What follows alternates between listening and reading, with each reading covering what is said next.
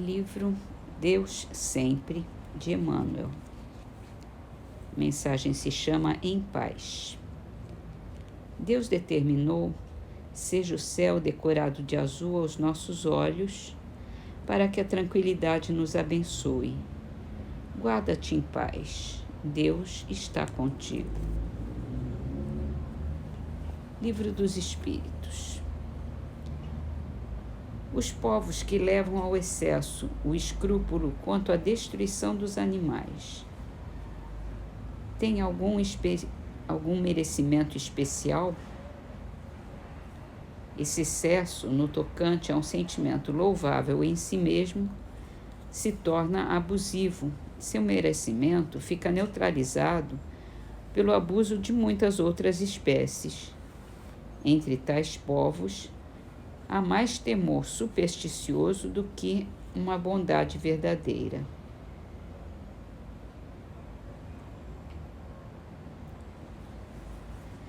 No livro Obras Póstumas, a gente continua no capítulo da resposta aos detratores do Espiritismo.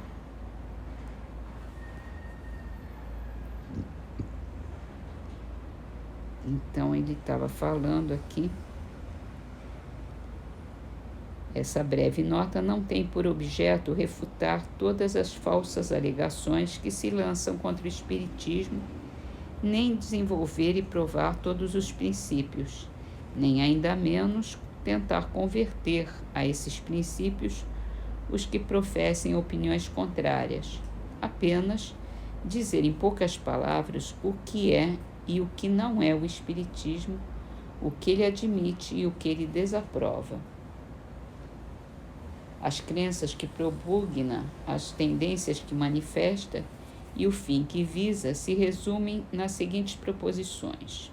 Primeiro, o elemento espiritual e o elemento material são dois princípios, as duas forças vivas da natureza que se completam uma à outra e reagem incessantemente uma sobre a outra, indispensáveis ambas ao funcionamento do universo.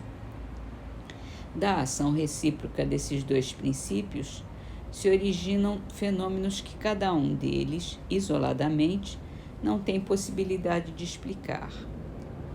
À ciência propriamente dita, cabe a missão especial de estudar as leis da matéria. O Espiritismo tem por objeto o estudo do elemento espiritual em suas relações com o elemento material e aponta na união desses dois princípios a razão de uma imensidade de fatos até então inexplicados. O Espiritismo caminha ao lado da ciência no campo da matéria. Admite todas as verdades que a ciência comprova, mas não se detém onde esta última para. Prossegue nas suas pesquisas pelo campo da espiritualidade.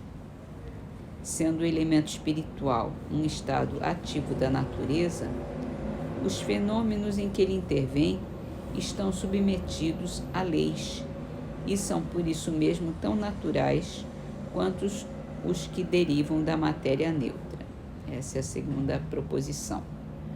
Alguns de tais fenômenos foram reputados sobrenaturais apenas por ignorância das leis que os regem. Em virtude desse princípio, o Espiritismo não admite o caráter de maravilhoso atribuído a certos fatos, embora lhes reconheça a realidade ou a possibilidade. Não há para ele milagres, no sentido de derrogação das leis naturais, de onde se segue que os espíritas não fazem milagres e que é impróprio o qualificativo de taumaturgos que umas tantas pessoas lhes dão. O conhecimento das leis que regem o princípio espiritual se prende de modo direto à questão do passado e do futuro do homem. Cinge-se a sua vida à existência atual. Ao entrar nesse mundo, ele vem do nada e volta para o nada ao deixá-lo, já viveu e ainda viverá. Como viverá e em que condições? Numa palavra, de onde ele vem e para onde vai. porque está na terra e porque sofre. Tais as questões que cada um faz a si mesmo, porque são para toda a gente de capital interesse e às quais ainda nenhuma doutrina deu solução racional. A que se lhe dá o espiritismo, baseado em fatos, por satisfazer as exigências da lógica e da mais rigorosa justiça, constitui uma das causas principais da rapidez de sua propagação. O espiritismo não é uma concepção pessoal, nem o resultado de um sistema pré-concebido. É a resultante de milhares de observações feitas sobre todos os pontos do globo e que convergiram para um centro que os coligiu e coordenou. Todos os seus princípios construtivos, sem exceção de nenhum, são deduzidos da experiência. Esta precedeu sempre a teoria. Assim, desde o começo, o espiritismo lançou raízes por toda parte. A história nenhum exemplo oferece de uma doutrina filosófica ou religiosa que em 10 anos tenha conquistado tão grande número de adeptos. Entretanto, não empregou para se fazer conhecido nenhum dos meios vulgarmente em uso. Propagou-se por si mesmo pelas simpatias que inspirou. E aí vai continuar.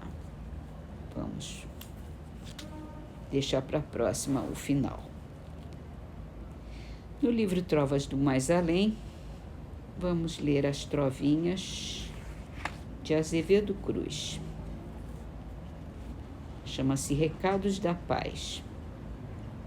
Nas crises do dia a dia, em tudo, ser calmo e brando. O tempo é o mesmo, não passa.